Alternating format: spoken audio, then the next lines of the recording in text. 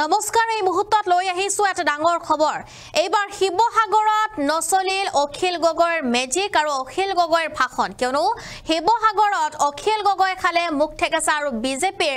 জয়যাত্ৰা শিৱসাগৰত সবিশেষ লৈ আহিছো এই মুহূৰ্তত পঞ্চায়ত নিৰ্বাচনত মুখ ঠেকেছা খাইছে অখিল গগৈ শিৱসাগৰত নচলিল ৰাইজৰ দলৰ যাদু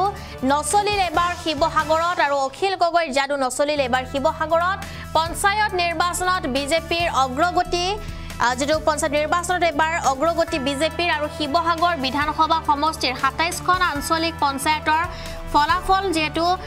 ঘোষণা কৰা হৈছে চৰকাৰৰ উন্নয়নমূলক কাম-কাজৰ জৰিয়তে ৰাইজে এতিয়া বিজেপিৰ প্ৰতি আকৰ্ষিত হৈছে আৰু তাৰ বাবে এতিয়া শিৱসাগৰত ৰাইজে বিচাৰিছে এবাৰ বিজেপিক অখিল গগৈৰ যাদু এবাৰ নচলিল শিৱসাগৰত এবাৰ অখিল গগৈৰ যাদু নচলিল আৰু শিৱসাগৰত এবাৰ বিজেপিৰ জয়যাত্ৰা দেখিবলৈ পোৱা গৈছে যেটো অখিল গগৈৰ ভাষণও নচলিল এবাৰ শিৱসাগৰ জিলাৰ পঞ্চায়ত নিৰ্বাচনৰ ফলাফল যেটো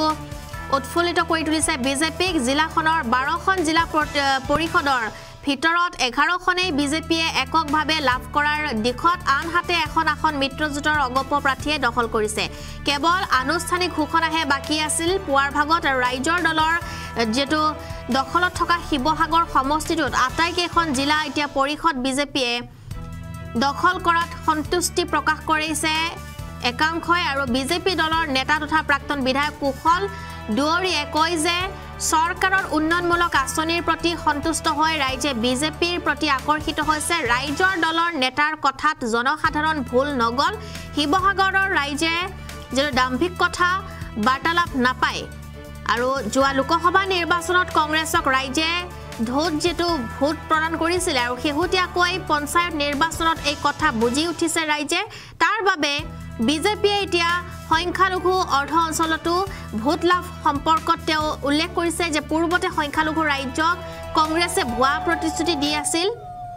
মোদী চৰকাৰে জাতপাতৰ যেটো সকলোৰে বাবে জাতপাতৰ ঊৰ্ধত সকলোৰে বাবে উন্নয়নৰ আঁচনিত সামৰি ল'বলৈ সক্ষম হৈছে আৰু তাৰ বাবে এতিয়া সকলোৱে বিজেপিক আদৰিছে এতিয়া শিৱসাগৰতো অখিল গগৈৰ মেজিক নচলিল আৰু শিৱসাগৰতো জয়যাত্ৰা বিজেপি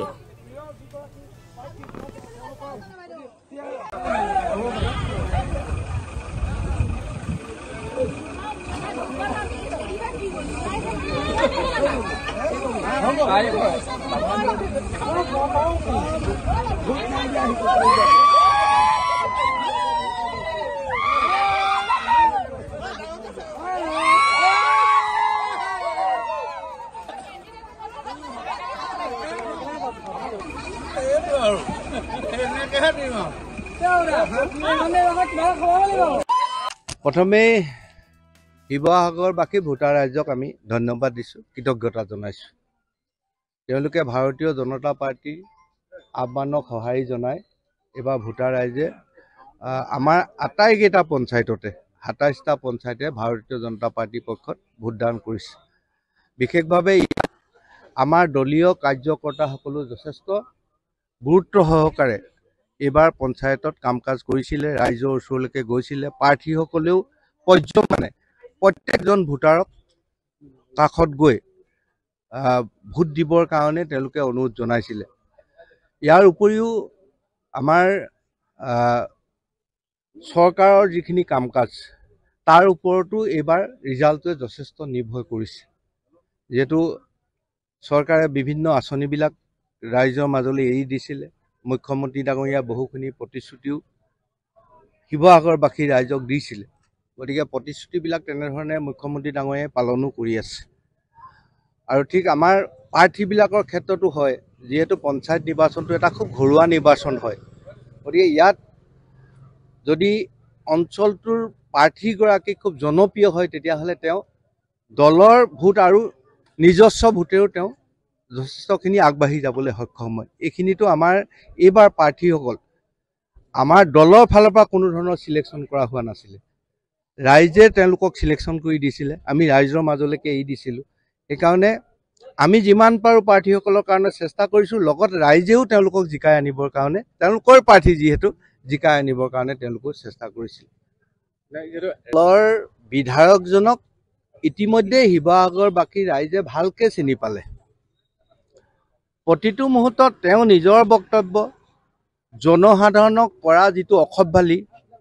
বা যিটো তেওঁৰ অভদ্ৰামী বিধানসভাতেই হওক বা ইয়াতেই বিভিন্ন ধৰণে যিবিলাক অভদ্ৰামী, কিন্তু শিৱসাগৰ ৰাইজে সেইটো কেতিয়াও নিবিচাৰে। মূল কথাটো হ'ল শিৱসাগৰ মানুহে খুব ভদ্ৰতাৰে ভদ্ৰ মানুহ এজনক বিচাৰে। এইটো আপোনালোক সকলোৱে জানে যে তেওঁ বিভিন্ন সময়ত মুখ্যমন্ত্ৰী ডাঙৰীয়াক কেনেধৰণে কথা কয়, অফিচাৰজনক কেনেকৈ ধৰণে কথা কয়, কিমান অসভ্যালি গালি গালাজ পৰে, সেইখিনি কিন্তু শিৱসাগৰ সমষ্টিৰ ৰাইজে তেওঁক আগতে চিনি পোৱা নাছিলে। এই 4.5 বৰ্ষত তেওঁক ভালদৰে চিনি পালে। সেইকাৰণে আৰু তেওঁ নিজৰ বক্তব্যৰ পৰা কিছুমান কথা তেওঁ কৈছে যে তেওঁক শিৱসাগৰ ৰাইজে কাম কৰিবলৈ জিকোৱা নাছিলে, জেলৰ পৰা উলিয়াবলৈহে জিকাইছিলে, এই কথাখিনিও আছে। গতিকে তাৰ বিকল্প হিচাপে ৰাইজে এইবাৰ যোৰহাট লোকসভা সমষ্টিত কংগ্ৰেছৰ এখন বহুত ভোটত জয়ী হৈছিলে, কিন্তু এইবাৰ দেখা গ'ল পঞ্চায়ত নিৰ্বাচনত কংগ্ৰেছৰ ধাৰাসাৰী হ'ল। এইখিনিত কি হয়, বিভিন্ন সময়ত বিভিন্ন ধৰণে মানে এটা হাৱা এটা পাব্লিছ হয়। গৌৰৱ গগৈৰ ক্ষেত্ৰত এনেকুৱা ধৰণে পাব্লিছ কৰিলে যিটোত মানে মানুহে এইটো চিন্তা চৰ্চা নকৰাকৈ ভোট দিলে। কিন্তু এই যেতিয়া তেওঁ জিকি যোৱাৰ পাছত এই পাছৰ সময়ছোৱাত ৰাইজে গৌৰৱ গগৈক ভালকৈ চিনি পাইছে। বিপদৰ সময়ত এতিয়া গৌৰৱ গগৈ ৰাইজৰ কাষত নাই, বা আমাৰ আনন্দৰ মুহূৰ্ততো গৌৰৱ গগৈয়ে আমাৰ জনসাধাৰণক কেতিয়াও লগ দিয়াহি নাই। গতিকে এই কথাবিলাকো দেখিছে। গতিকে লাহে লাহে বুজি পাইছে যে গৌৰৱ গগৈয়ে কথাৰ বাদে তেওঁলোকে কিন্তু আমাক একো কাম কৰি দিব নোৱাৰে। আজিলৈকে প্ৰায় তেওঁ জিকি যোৱা আজি 1.5 বছৰেই হ'ব হ'ল। 1.5 বছৰত কিন্তু যোৰহাট লোকসভা সমষ্টিত আমি ক'ৰবাত কিবা এটা কৰিছে বুলি আজিলৈকে শুনা নাই। ক'ৰবাত আহিছে বুলিও নিৰ্বাচনৰ পাক মুহূৰ্তত ক'ৰবাত আহিছে, কিন্তু নৰ্মেলি তেওঁ কিন্তু আমাৰ ইয়াত অহা আমি পৰিলক্ষিত নহ'ল। আপোনালোকে আশা নকৰা কেইবাটাও পঞ্চায়ত লাভ কৰিছে, যিকেইটা পঞ্চায়ত আপুনি উল্লেখ কৰিব বিচাৰিব হয়তো, আৰু লগতে যিহেতু মাইনৰিটি ভোটৰ এইবাৰ যথেষ্ট আপোনালোকে সঁহাৰি জনাইছে। হয়, এইটো কথা যে আমি বহুকেইটা আমি যিমানখিনি আশা কৰিছিলোঁ তাতকৈ বহুত ভাল ফলাফল জনসাধাৰণে আমাক দিলে। য'ত আমি এনেকুৱা কিছু জেগা আছিলে আগতে ভাৰতীয় জনতা পাৰ্টীয়ে তাতে খুব বেছি মানে 2-3% ভোট পাইছিলে, তাত কিন্তু আজি সেই জেগাবিলাকতো আমি প্ৰায় 20%ৰ ওপৰত, ক'ৰবাত 20%, ক'ৰবাত আমি জিকি আহিব পৰাকৈ তাতে ভোটদান কৰিছে। তেনেকুৱা ধৰণে আছে আমাৰ দুলাকাষৰীয়া পঞ্চায়ত, আমাৰ এইফালে আছে আমাৰ দিচাং ধায়ালি পঞ্চায়ত, কোঁৱপুৰ পঞ্চায়ত, আমাৰ এইটো চাউলকৰা পঞ্চায়ত, আমাৰ ওচৰতে আছে আমাৰ শিৱসাগৰতে গাতে লাগি থকা ৰংপুৰ পঞ্চায়ত,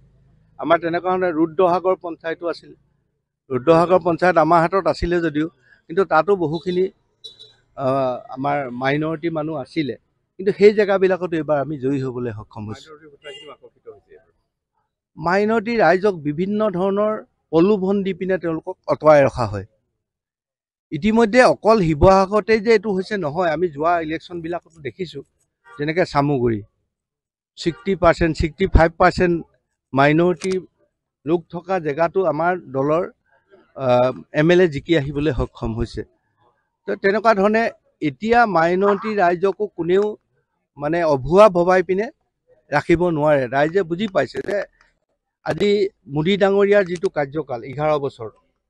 মোদী ডাঙৰীয়াই যিখিনি আঁচনি বনাইছে তাত কোনো সাম্প্ৰদায়িক তাত কোনো ধৰণৰ কথা নাই। ঠিক তেনেকৈ আমাৰ ডক্টৰ হিমন্ত বিশ্ব শৰ্মা ডাঙৰীয়া বা আমাৰ প্ৰাক্তন মুখ্যমন্ত্ৰী সৰ্বানন্দ সোণোৱাল ডাঙৰীয়াৰ দিনতো যিখিনি আঁচনি হৈছে তাতে কোনো ধৰণৰ জাত পাতৰ কথাখিনি কেতিয়াও তেওঁলোকে কোৱা নাই। সকলোৰে কাৰণে সমভাৱে আজি ভাৰতীয় জনতা পাৰ্টীয়ে সকলোকে সন্মান দি আগুৱাই লৈ যাব বিচাৰিছে, যাতে এইখন ভাৰতত, এইখন অসমত সকলো জাতি জনগোষ্ঠীয়ে সমমৰ্যাদাৰে সন্মান সহকাৰে জীয়াই থাকিব পাৰে। এই ব্যৱস্থা ভাৰতীয় জনতা পাৰ্টীয়ে কৰিছে আৰু এইখিনি লাহে লাহে প্ৰতিটো আমাৰ সম্প্ৰদায়, প্ৰতিটো জাতি জনগোষ্ঠীৰ ৰাইজৰ চকুত পৰিছে।